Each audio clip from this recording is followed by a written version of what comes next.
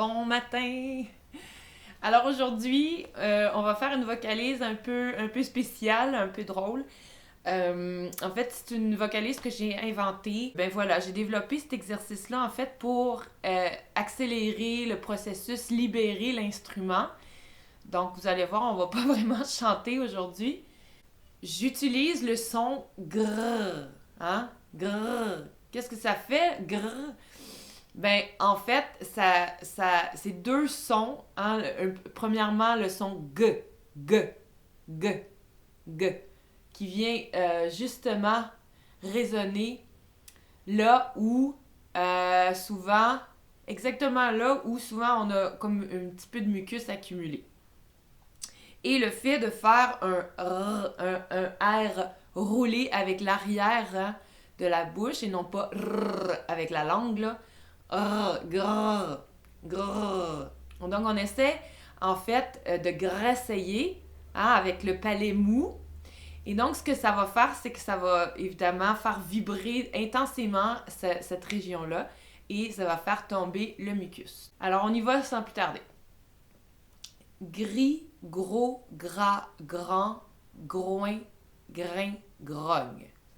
Gris, gros, gras, grand, grain, groin, grogne.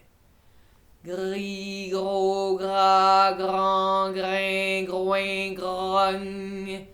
Gris, gros, gras, grand, grain, groin, grogne. Gris, gros, gras, grand, grain, groin, grogne. Gris, gros, gras, grand, grain, groin, grogne. Gris, gros, gras, grand, grain, groin, grogne. Gris, gros, gras, grand, grain, groin, grogne. Gris, gros, gras, grand, grain, groin, grogne. Gris, gros, gras, grand, grain, groin, grogne. Gris, gros, gras, grand, groin, grain, grogne. Gris, gros, gras, grand, grain, groin, grogne. Gris, gros, gras, grand, grain, groin, grogne.